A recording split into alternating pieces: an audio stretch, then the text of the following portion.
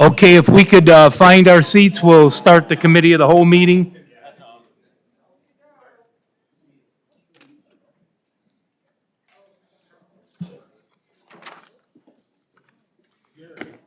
Thank you. You got it? Tony?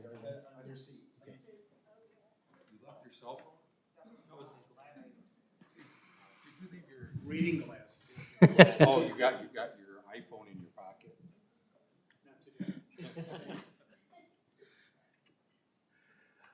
I would like to call to order the Oregon City Council Committee of the Whole meeting for May 5th of 2025.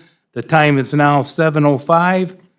Would you please stand and join me in the Pledge of Allegiance? Pledge allegiance to the flag of the United States of America and to the republic for which it stands, one nation, under God, indivisible, with liberty and justice for all. Thank you. This is a committee of the whole meeting, and attendance is not required.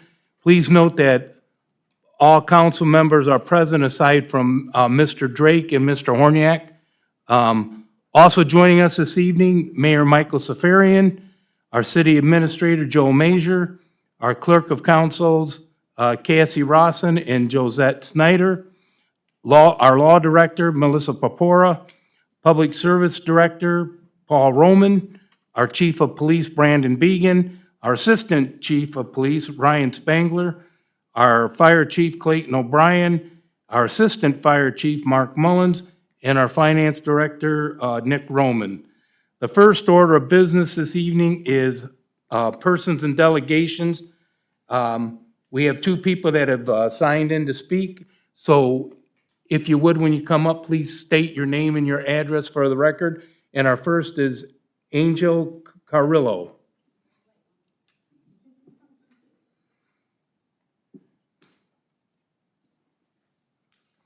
Hi, my name is Angel Carrillo, and I live at 130 Lawai, right here in Oregon. And I'm here today to talk about our Airbnb that we have on Lilas Lane. There's been complaints filed against us through the city, through the neighbor that is across from us, Chris. Balai, I can't, yeah, so you guys know him. So anyway, he's filed, and I just wanted to show up tonight to kind of put a face to who we are. We just opened up our home in May, and we've had continual problems with him, and I know he's filed all types of complaints with us through the city, a lot of them which are untrue. So I'm just trying to kind of give you guys a little bit of our side of the story since we've opened our home in May. He has yelled at our guests. He has screamed in the middle of the night, acting just outraged. He has come over to our property telling them that they need to shut up. He has come over to our property and said, I've heard, I don't want to hear about your golfing trip. I've had to hear you guys talk about what you're here for and why you're here. And so he has harassed, I do have papers here I brought with me today on 4 incidents that happened since last year, where through the Airbnb site, they have access to my cell phone number if there's any problems, number 1. Number 2, they can message through the site. They can send like a private note to where they're not giving you a bad review, because obviously your reviews are what help your business.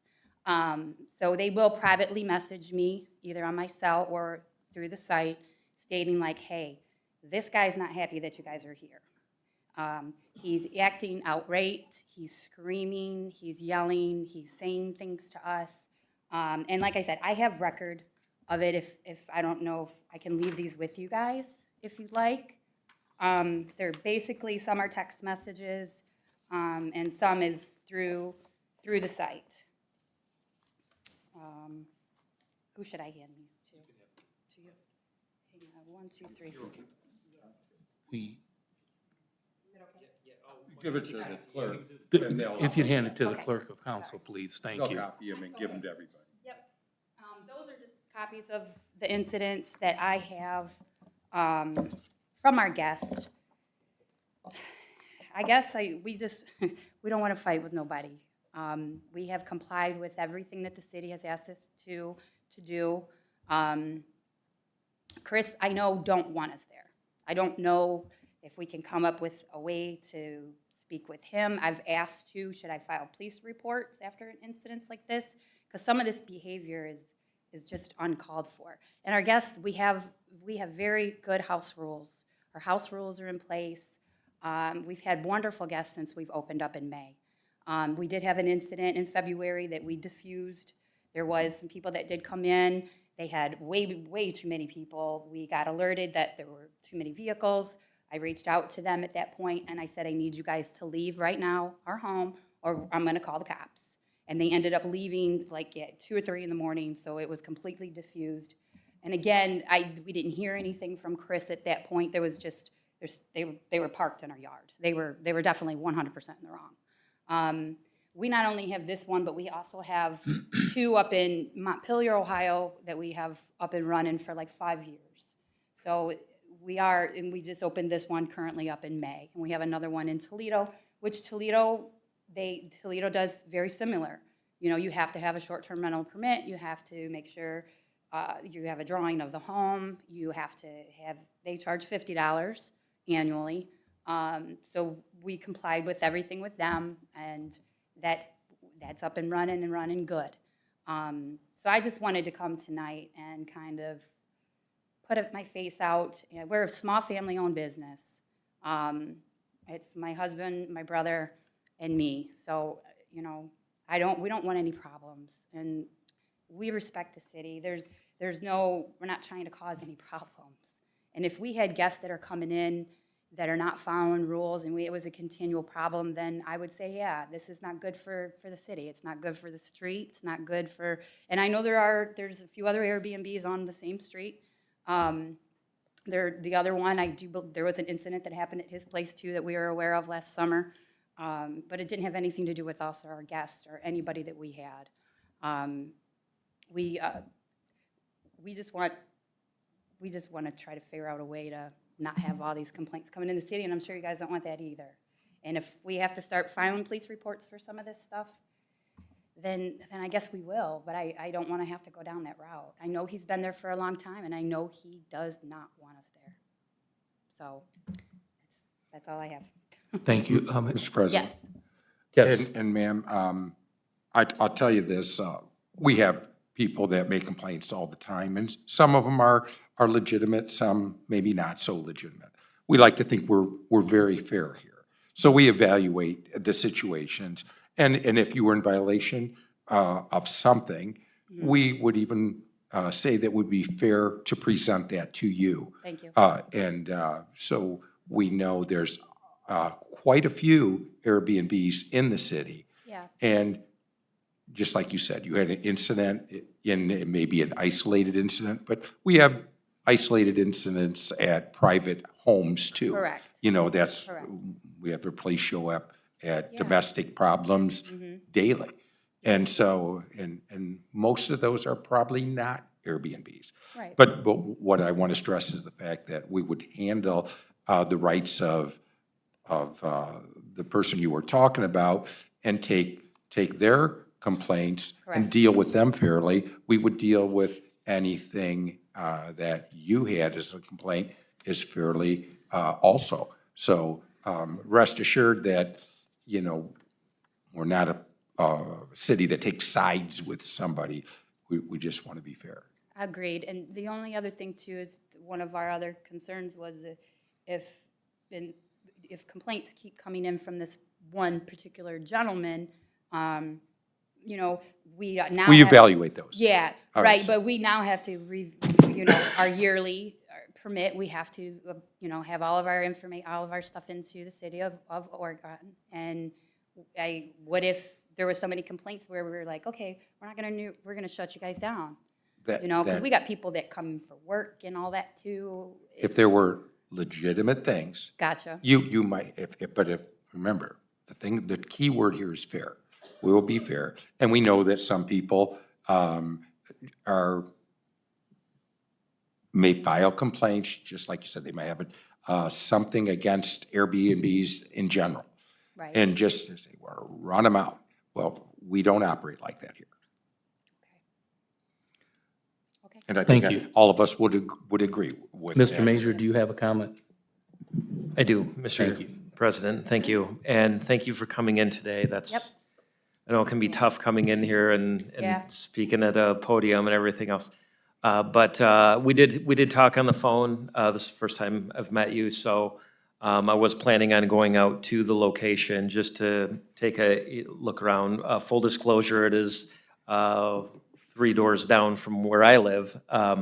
So I know the resident that has made complaints, and we'll be talking with him as well, and just kind of trying to, like the mayor said, be fair. But I think it's, yeah, right. Look, And this isn't the first time that on the other side of me, I've gotten, there's been some neighbors that have complained on each other. yeah. And that's okay. That's okay. I'll be happy to come out and take a look Yeah. around and. If we're more than, and that's what I told you, we're more than willing if we need to make some changes, or, like I said, we'd love to show you the property, and if you can have any suggestions that we might be able to do. I said, well, you want me to build a wall? He said, Yeah. "Well," Well, I said, like, whatever, whatever you think is a Yeah, no, suggestion, we're it's- more than open to Yeah. any suggestions. And anything that I've seen so far, it sounds to me like there haven't been any violations. Okay, that's just for me, for my evaluation of the complaints that I've received. And except for the one exception where there were a number of cars that were Yes. parked in the yard. Yep, And I was happy to hear that that was addressed right away. yes, So as far as I'm concerned, everything's been compliant from what the way the code's been written. So Okay. that's thank you. all I have to say about that and that in your house specifically. As for the other 2 that are on the same street, I've, again, complaints, but none of which had amounted to anything that was a violation of the code. So, Okay. Thank you very much. Yep. Council, anything further? Thank you. Thank you. Next on our list for tonight to speak is Victoria Fellhauer. Did I say it wrong? Okay, good. If you would, please just name and address for the record. Okay, my name is Victoria Fellhauer, and I live at 2064 Blanche. So I am one of the other owners on Lilas that have the Airbnb, and thank you, Mayor, for answering what my question was, is I'm worried about the amount of complaints that come in. Are they gonna just automatically shut us down? I was the first Airbnb on that street. I've been over 5 years now. I've only had one complaint from my guest about Chris. Pretty much, it was workers. I'm sorry, but the Oregon, right down the street, I have people coming from the ports. I have people coming from the oil company. I mean, they come and they stay for a whole month. So for them to want to stay in a hotel for a whole month, the Airbnbs are great. So you did answer my question, though. I was worried about the complaints because I'm next door to their Airbnb. Mine's smaller, so to have a party wouldn't be a lot of fun because you're not going to have a lot of room. But I was just concerned about how many complaints that would come in. I am a neighbor, so it's their Airbnb. I'm on the water. I'm Blanche. So Joel said that he lives there. There's Joel, then my house, then their Airbnb. Across the street is then Chris. My mother sleeps with her window open, and the parties that he says they're having, I think it's just talk. My mom said she's never heard a party. So I just want that complaint to come to a minimum if that's what is big about it. But we are very cautious of who we have come because I am a neighbor. I mean, I watch that they're cautious on who they rent because their renters are my next door neighbors also. So I just wanted to get my story out on who I am and that I do care about the city of Oregon also. So I just wanted to say my piece and then make sure everybody knows that we care about Oregon and what we want to do for the community. So Victoria, you're telling us you're not like Nick Saban in the commercial? No. Okay. Thank you. Mr. Mayor? And I would address you a very similar manner. Once again, the complaints. Person is certainly allowed to complain. Correct. But we do evaluate each of those. And frivolous or so complaints are taken just that way. So if something isn't founded, it really didn't happen in our eyes. So once again, I'll stress we'll be fair. We'll be fair to a person who's complaining. If they got a legitimate thing, we'll try to address it. If they don't, we'll try to ease that as much as we can. You know, some people we can get through to pretty easy, some not so easy. Correct. But we always try. Okay, thank you so much. Thank you. Thank you. If you folks would like to stay for the meeting, you're more than welcome to, or if you want to go, you're more than welcome to leave as well. So thank you very much. Thank you. Have a safe evening. Our first item on the agenda for discussion is item 90 of 2025, being presented by Mayor Safarian and Nick, Director of Finance, Nick Roman. Mr. Roman. Thank you, Mr. President. This item is needed to authorize us to make the attached supplemental appropriations. There are two of them. Both of them have already been talked about in terms of what is actually being done. One is for the municipal court to upgrade their cameras and system inside the courtroom. Last year, we approved accepting a grant. When that grant came in of $30,000, we weren't exactly sure where it was going to be being paid out of. It was missed during budget season in terms of transferring it over to their special projects account. So this would be allowing us to move that $30,000 of grant money to the account that is paying for the equipment.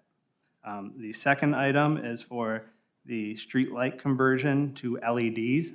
We passed the agreement last year. We weren't sure exactly how long it would take to get the whole audit done for how many streetlights we have, and we weren't sure if it'd get finished this year or not. So we said that we would wait until we had a better idea of number of lights and timing of when they were actually going to start the project. So that's what that second appropriation is for. If there's any questions, please let me know. Thank you, Mr. Roman. Council, any additional questions? Hearing none, I will seek a motion to move item 90 of 2025 to next week's agenda. Mr. President. Mr. Wallenczak. Thank you, Mr. President. Mr. President, I make a motion to move item number 90 of 2025 to next week's regular meeting agenda. Thank you, Mr. Wallenczak. Second by Second. Mr. Salander. Thank you, Mr. Salander. Council, any objections? Hearing none, we have a motion by Mr. Wallenczak, second by Mr. Salander to move item 90 of 2025 to next week's agenda. Hearing no objections, item 90 of 2025 is moved to next week's agenda. Our next item on the agenda for discussion is item 91 of 2025, being presented by Mayor Safarian and Police Chief Brandon Began. Chief Began. Thank you, Mr. President and Mayor. This ordinance is necessary to seek approval to submit for a grant to bring on a contractual employee that would be fully covered by the grant.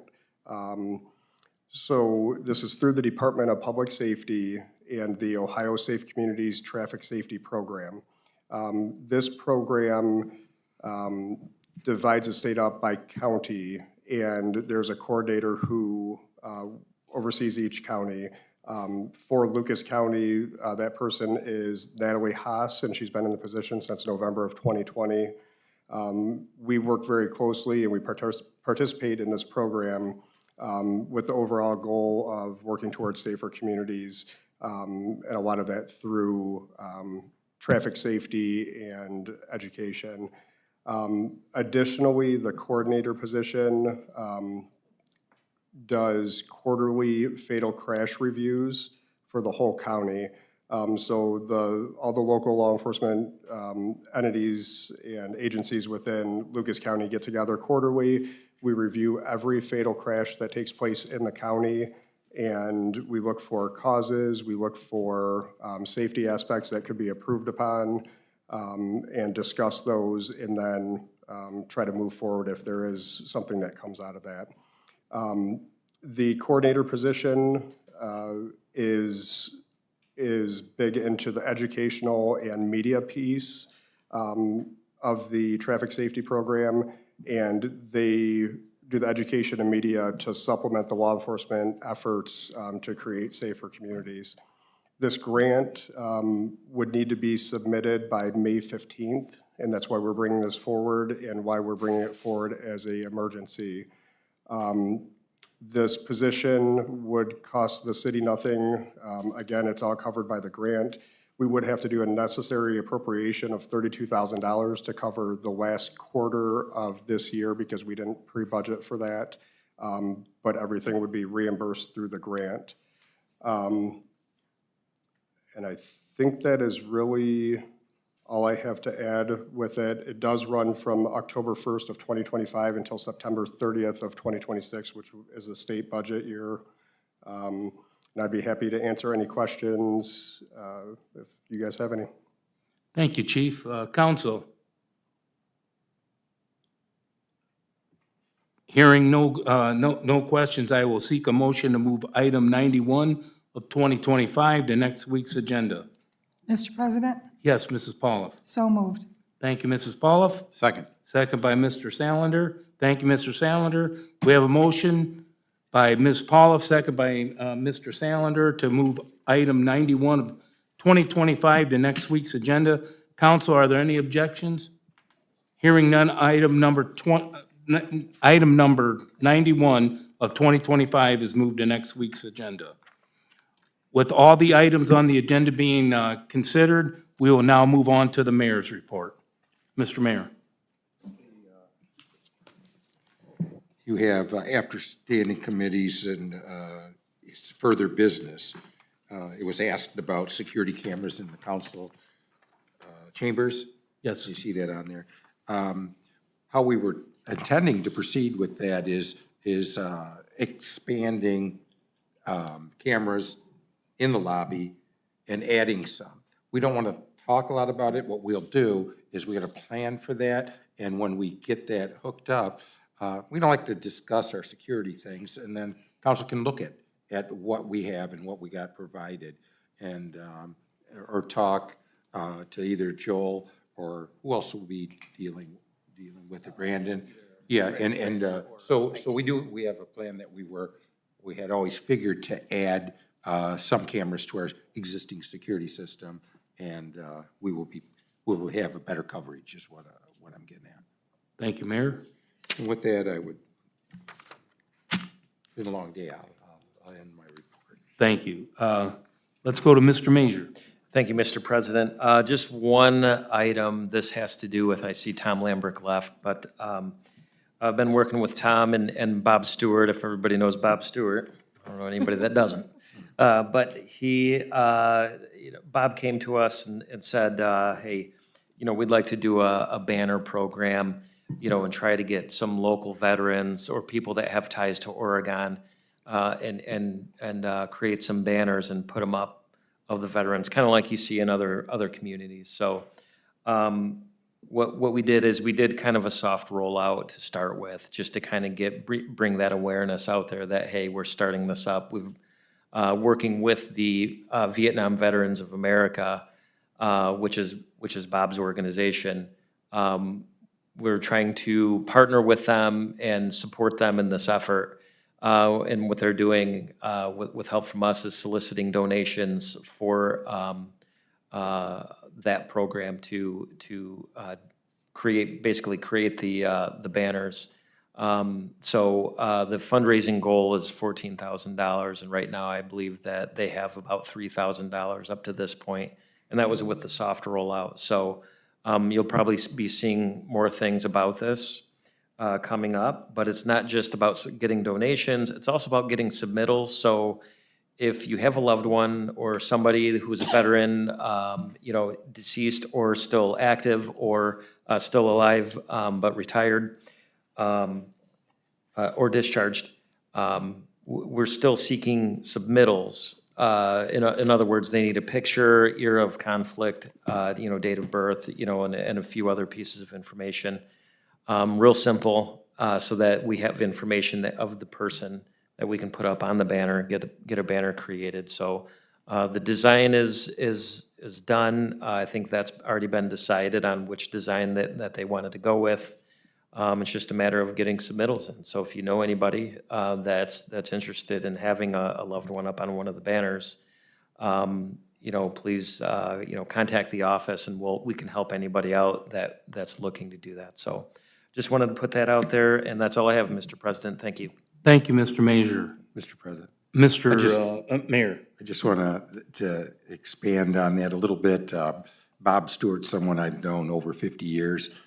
I know my dad picked him up when he was a little kid, carrying him around, and he's a very spirited individual. I think he'll be a good catalyst to that system. Thank you. Ms. Purpura. No report, Mr. President. Thank you, Ms. Purpura. Mr. Roman. Thank you, Mr. President. And in the Safety Committee meeting, we talked about the Everbridge contract for Oregon Alerts. So as much as I marked it preliminary as a draft by us, I know the county is still looking at over our suggested changes, so we're still waiting to hear from them before we would actually put together an ordinance. So that's one thing we need to check with before we bring that back. So, and then I'm also working on a sanitary sewer loan application for lining sewers in the Star Avenue area. I'm close on that draft. I don't know if I'll have it for next week, but I thought I'd mention it tonight. So that's it. Thank you, Mr. Roman. Mrs. Pauloff. Thank you, Mr. President. We did have our Safety Committee meeting tonight, and I want to thank Chief Began for all the information.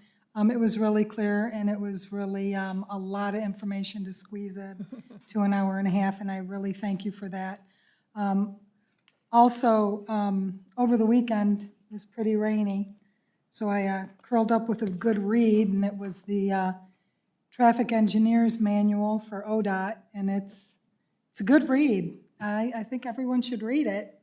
It explains a lot, and it explains the things that Mr. Roman can do and what he can't do, and it also, I really understand what all he has to look at, and I really appreciate his translation to us about that manual, because there is a lot more that's involved with ODOT in all of our streets throughout Oregon than we realize. So I just wanted to put that out there, and that's it for my report. Thank you, Mrs. Pauloff. Mr. Wallenczak. I have no report this evening. Thank you, Mr. Wallenczak. Mrs. Ackerman. Thank you, Mr. President. I thought Joel would touch on the dog park meeting we had, the tree meeting this afternoon. So I know it's you're the guy who wrote the grant, so you share. No? Come on.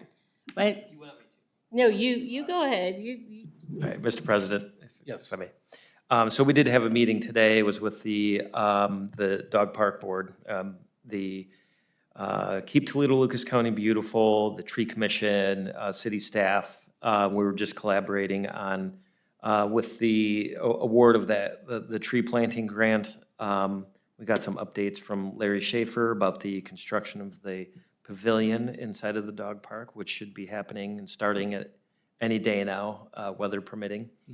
And then we kind of walked the perimeter of the park and, through the park, and we're deciding right now on how many additional trees should be planted out there, where the locations are, and we're looking at, some screening type trees along the I-280 side, and then sprinkle a few of them inside of the park itself, and then maybe line some shade trees along the edge of the drive. So Keith's going to put together a spring sort of, something real quick, turn around a quick, what do I want to call it, not an invoice, but a quote from a couple of the companies to maybe do an easy spring planting for the ones along I-280. And then we'll look at purchasing some others for a fall planting and then recruiting some volunteers. So, it's a lot of collaboration between different partners for, a low budget thing, but high impact, for what the dog park offers. And that's such a big asset for our community because, it seems like, a lot of people support what goes on over there, and it's a really good organization. So just happy to contribute. Thanks for bringing that up. Thank you, Mr. Major. I just Ackman? wanted to add to that. I was speaking with a woman afterward, after everyone had left. I sort of went on a little recon around the outside of the fence and so as I came out, there was a nice lady that had just walked her dog and we got talking and she helped me pick ticks off of the back of my shirt and she watched me pull burrs off of myself. And anyway, she said how much she's just such a blessing, the dog park, because she brings her 140-pound retriever Newfoundland mix. It was a big baby there, and they have, she has friends that she meets with regularly. The dog has friends that it enjoys seeing regularly, and it is really feeding that mental health component that Larry Schaefer, the Schaefer family, what they've rooted that dog park around. It's more than just a place to run your dog around. There's community there. And I wanted to ask Mr. Roman, some citizens, he's still in here? I can't see him down there. There he is. Okay. Some citizens are, obviously upset about the Eastmoreland median tree removal. And I said I would ask for the record if there were any way around the removal. I thought you had a really good description about the clay tile and the age of the tile. But just that I would, it's ask how you came to that conclusion that they all have to be removed and that there is no other course for that sewer route other than what you guys already have on planned. So, Mr. President, Mrs. Ackerman, Eastmoreland's a perfect example of where not to plant a tree. I mean, they planted it right over that storm sewer. That storm sewer is 100 years old, okay?